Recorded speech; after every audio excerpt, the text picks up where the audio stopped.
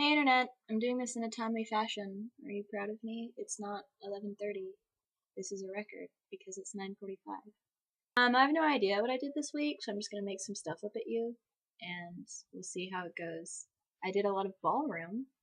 That's a thing that happened. I guess I should explain the disembodied legs in the background of my camera shot, so that you don't just think I've killed a man. Dionysus is playing solitaire in my room. He's pretending he's not listening to me talk about him. Or you have headphones in. On Tuesday, instead of going to the gym, I went to a salsa social lesson thing at the dance loft. Chris took me over there, and I pretended like I know how to salsa. It was really fun, and then once the lesson was over and we were just doing open dance, there was this one old guy who clearly does nothing with any of his free time but salsa, okay? I swear to God, in like the 3 hours we were there, he never did the same move twice. Asked me to dance with him. And I feel like I just really emotionally let him down in that I had no idea what he was doing or what he was trying to get me to do like 80% of the time. So we just awkwardly attempted to make it through an entire song, and he didn't ask me to dance again. And that was my salsa social experience. You know, more importantly than anything that I actually did with my life, on Thursday, Glee and Community came on. And on Glee, things happened that I can't recall off the top of my head right now. Naya Rivera was on this week's Glee, and that's all that matters. No, but can we talk about the sense of, like, personal validation that I felt when Kurt Hummel destroyed Rachel Berry? And, like, the editors of Glee had, like, the power note at the very end of that song that, like, everything builds up to. They had that be Rachel Berry's note. And I was upset with them because I wanted to hear Kurt do it, not Rachel Berry. No one in the audience of that show cared about Rachel Berry hitting the power note. We wanted to hear Kurt do it. But it doesn't even matter that they didn't give us that in show because he won. And he finally realizes and understands that he's on her level and has always been on her level. And for being honest, is above her level. And I cried a little bit because Kurt Hummel. And then also in the episode, Santana sang a really sad song about like loving Britney and not having Britney, and I cried a little bit more.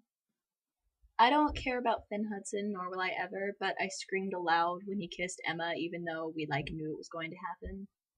Because what is he doing, and why is he doing it?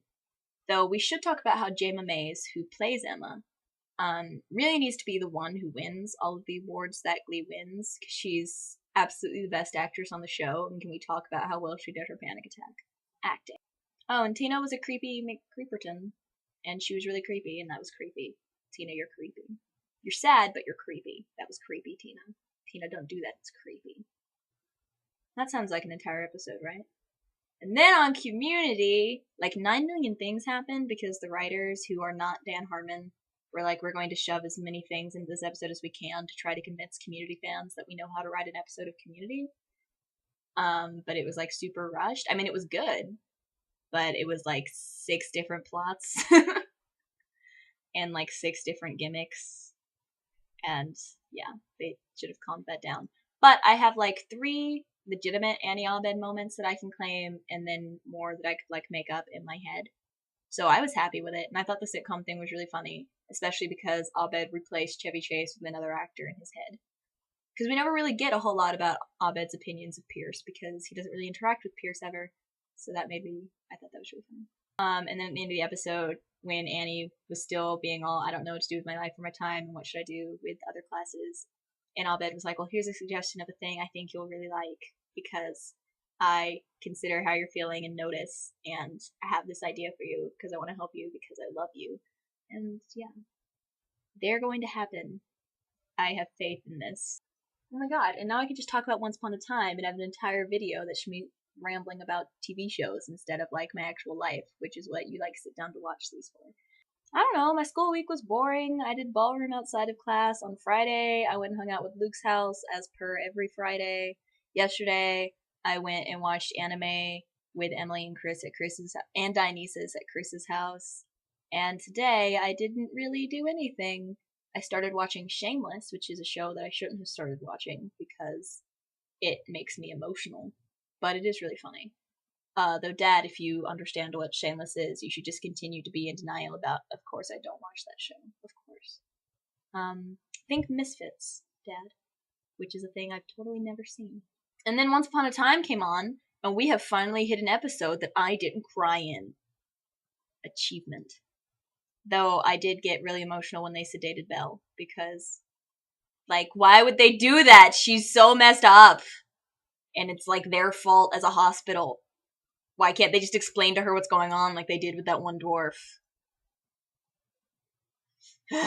And when Rumpelstiltskin gets back and realizes that that's how they've been dealing with it, he's going to, like, burn the hospital down. So, they didn't think that through. And I didn't really care about the main plot line because it's Snow and Charming, and while I love them, I'm not invested in them because, like, they're gonna be fine and there's no, like, drama there. The giant is totally adorable, though. Does that feel like enough crap to you, Dionysus? What does that mean? Kick once for yes and 2 for no. That you can't. You are useless to me.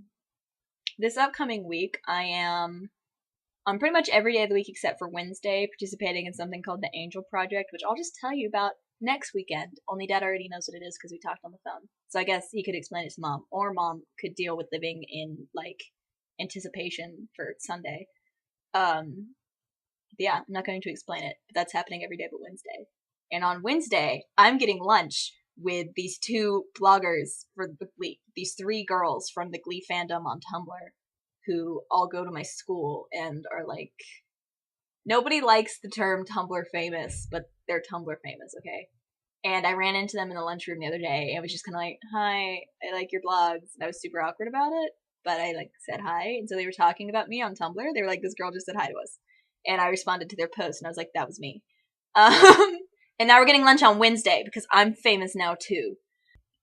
Which means I have to strive to be a normal, non-embarrassing human being on Wednesday. Or else they'll unfollow me on Tumblr, and then my life will be over. That was my week. That was my face. Bye.